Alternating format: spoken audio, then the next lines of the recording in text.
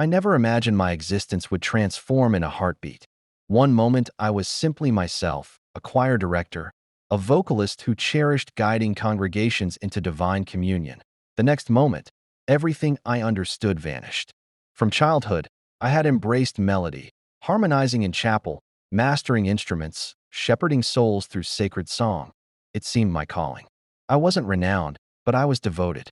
Sacred music wasn't merely sound to me. It was a bridge to the Almighty. I believed I comprehended it, but I was mistaken. That morning began ordinarily. I awakened, followed my customary pattern, oblivious that by evening's end, I would confront mortality. I harbored ambitions, visions, obligations, yet death seeks no consent. It arrives when it chooses. One instant I was navigating the highway. The next, everything blurred. A brilliant flash, a devastating collision, then stillness. I should have perished, but I remained, just not within my flesh. I observed my vehicle, mangled, twisted steel, scattered fragments. It appeared surreal, and there I lay inside, motionless. How could I exist both within and without simultaneously? Crowds assembled, then emergency responders arrived. They rushed to my form, seeking vital signs. I watched them press palms against my chest, shouting urgently, moving frantically, but I felt nothing. No agony, no terror, merely observation. Then something extraordinary occurred. Tranquility unlike anything I had ever experienced enveloped me. No dread, no anxiety, just serenity, as if cradled by something greater than myself, something or someone. That's when I realized I wasn't alone. Standing there outside my own body, I sensed something or someone beside me. I couldn't see him initially, but I could feel him. A presence so mighty yet so tender, not merely warmth or radiance, but a person. Then I turned and beheld Christ. Our eyes met, and instantly I knew he saw everything. Every moment of my existence, every thought I had ever harbored, every failure, every uncertainty. Yet there was no condemnation in his gaze, only love, a love so pure, so profound, that it drew me in like a current. I couldn't speak. What could I say to the one who knew me better than I knew myself? But he wasn't angry, wasn't disappointed. He simply looked at me, and in that look, I felt more seen, more understood than ever before. Then he spoke, not with words but directly into my soul. Come, let me show you. Suddenly, everything changed. We were no longer standing by the accident. We were elsewhere, somewhere beyond time. It was like a vast chamber filled with windows looking down upon the world. Through them, I could see churches, different places of worship, some large, some small, some filled with thousands, others with just a few. I realized I was seeing worship from heaven's perspective. At first, I saw what I expected: people singing, lifting hands, playing instruments, crying out to God. But then Christ showed me something deeper. Some voices rose like golden light reaching heaven, like sweet incense, but others fell flat, never leaving the room. Some people sang with their mouths while their hearts were distant. Their worship appeared beautiful outwardly, but in the spiritual realm, it was hollow. I saw people lost in his presence, truly worshiping, but also people performing for the crowd, for themselves. I saw those who worshiped with love and those who worshiped from habit. Then I noticed something that shook me. In some churches, dark shadows moved through congregations, whispers of distraction, pride, competition. Some worship leaders were more concerned with their image than with God's presence. Some sang words they didn't mean. Some hearts were divided between worshiping God and seeking applause. I looked at Christ, whose face was full of sorrow, not anger. "This is not what I created worship to be," he said. As I stood beside Christ watching worship services unfold, he revealed something I had never seen before: a hidden battle taking place beyond human sight. Dark entities moved through some congregations, unseen but active. They whispered distractions into minds, stirred pride in hearts, and shifted focus away from God.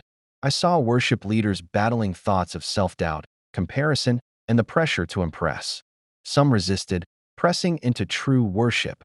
Others unknowingly gave in, letting their attention drift from God to their own image. He revealed how this battle had been ongoing for years, how slowly, little by little, worship in many places had changed. It wasn't an obvious change, wasn't sudden, but over time something had shifted. Songs were still being sung, hands were still being lifted, but in some places, the heart of worship had been replaced with something else, a desire to please people, a longing for perfection, a hunger for recognition. What once was pure had become polished. What once was intimate had become routine. He revealed that not all worship is accepted in heaven.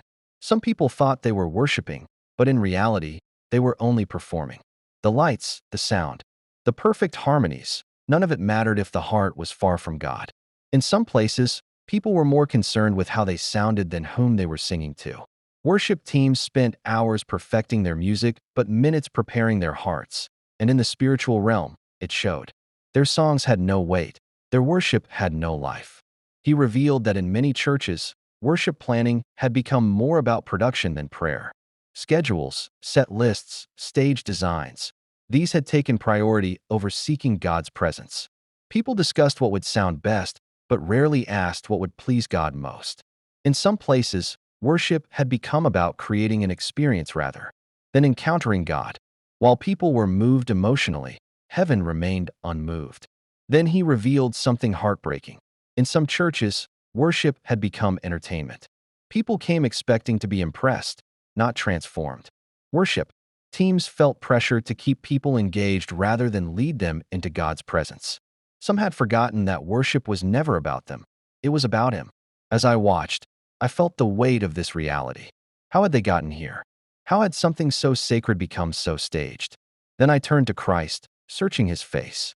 He wasn't angry, wasn't condemning, but there was sorrow in His eyes, because worship was meant to be more, much more.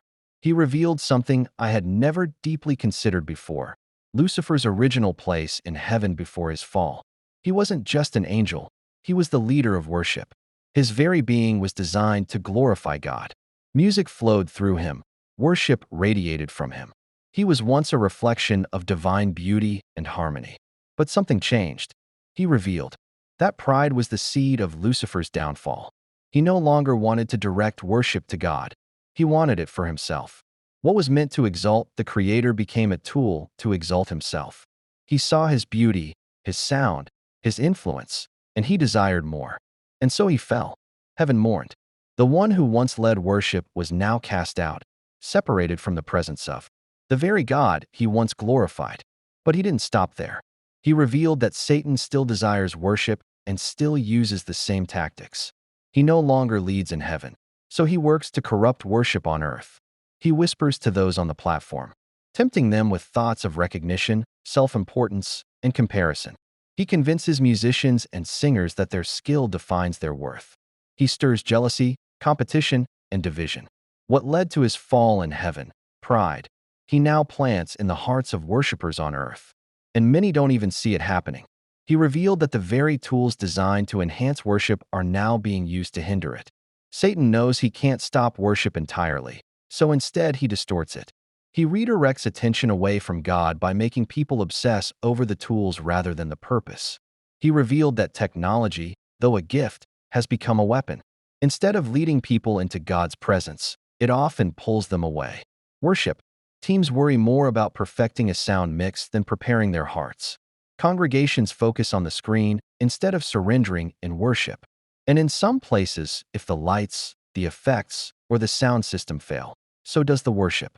What was meant to be a tool has become a crutch.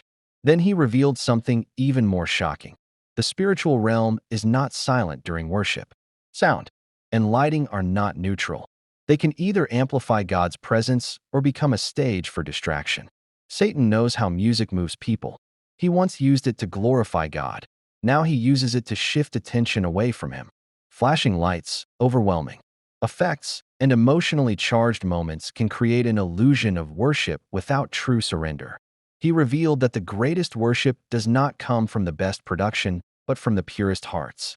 Worship that pleases God is not about the perfect atmosphere. It's about true reverence. And in that moment, I understood Satan lost his place as heaven's worship leader, but he still fights to control worship on earth. The question is, will we let him? He revealed that many who gather for worship have unknowingly become spectators. Instead of hearts poured out before God, they're our eyes scanning the room, watching others.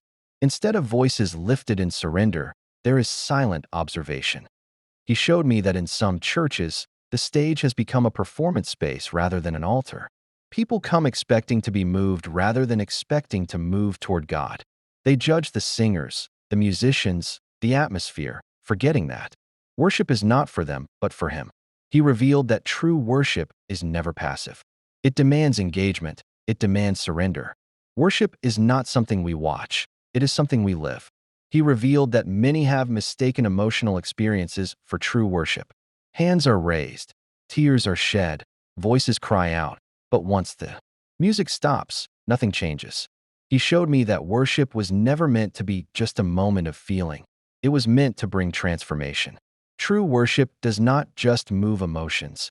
It renews hearts, convicts souls, and brings people into deeper obedience. But he also showed me the danger when people chase the feeling rather than the Father. They leave unchanged. They seek an experience, not an encounter. And Satan is content with that, because as long as worship stays on the surface, it never reaches the heart. He revealed that in this age, worship has become something to be displayed rather than something to be lived. Cameras capture perfect worship moments. Videos are posted not to glorify God, but to showcase skill, emotion, or style. He showed me how easily the heart shifts from worshiping in secret to worshiping for attention, from longing for God's presence to longing for people's approval. He revealed that social media has turned worship into content, and in some places, the goal is no longer to lead people into God's presence. It is to go viral. He made it clear, true worship is not about appearance. It is not about performance. It is not about impressing people. Worship belongs to God alone, and when it is given to anything or anyone else, no matter how subtle, it is no longer worship, it is idolatry. He revealed that success in worship ministry can become a trap. What begins as a heart surrendered to serve can slowly turn into a desire for recognition. The more people praise, the more the heart desires it. The more invitations come, the more it feels like a sign of God's favor, until success becomes the measure of calling. He showed me that many worship leaders started with pure hearts, but were later entangled by the very platform they stood on.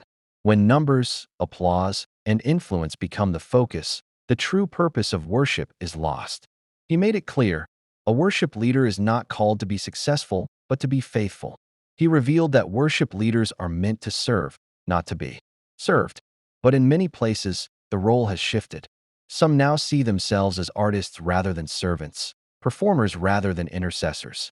He showed me how some worship leaders are treated like celebrities, separated from the people, unreachable, and celebrated for their talent rather than their heart for God. And he grieved, because worship was never meant to exalt man. He made it clear, worship leaders are not stars, they are servants.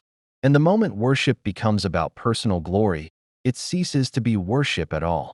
He revealed that worship music has become an industry, one that often prioritizes sales over sincerity.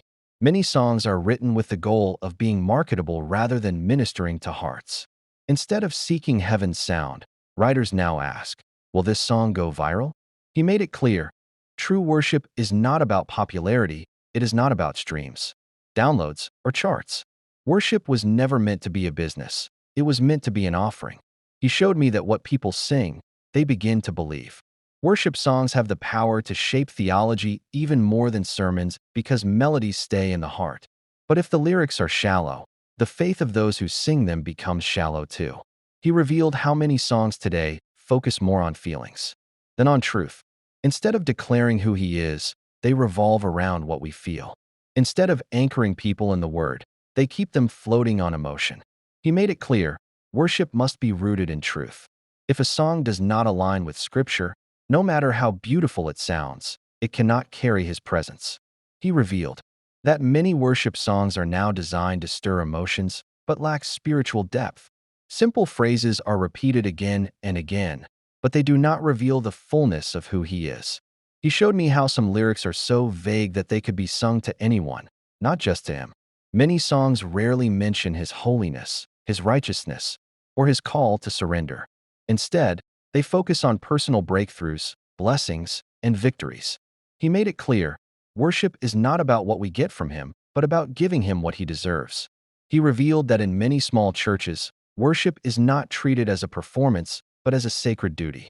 The leaders prepare not by rehearsing for perfection, but by praying for his presence. Their focus is not on impressing people, but on touching heaven. He made it clear, the power of worship does not come from the size of the congregation, but from the sincerity of the hearts that seek him. He showed me how in these humble gatherings, angels join in worship. They move among the people, lifting prayers, strengthening voices, and warring against the enemy's interference. He made it clear, when worship is pure, heaven responds. It is not the sound quality that attracts him, but the purity of devotion. He took me into a place beyond words, a room filled with worship unlike anything on earth. There were no stages, no microphones, no distractions, only complete adoration of him. Every voice was united, every heart fully surrendered. He made it clear, worship in heaven is not about talent, but total surrender. He revealed that Satan cannot stand genuine worship because it is what he lost. He was once heaven's worship leader, but his pride led to his fall. Now he seeks to corrupt worship on earth, turning it into something shallow and self-centered. He showed me how true worship is a weapon. When people worship in spirit and truth, darkness trembles, chains break, demons flee. The enemy cannot stand where true worship is lifted. He made it clear, worship is more than a song. It is a battle cry. He revealed that when worship is pure, it brings healing. The broken are restored, the weary are strengthened, and those bound in sin are set free. His presence moves in ways no human effort ever could. He made it clear, worship is not about creating a moment. It is about bringing transformation. Immediately, I awakened in the medical center.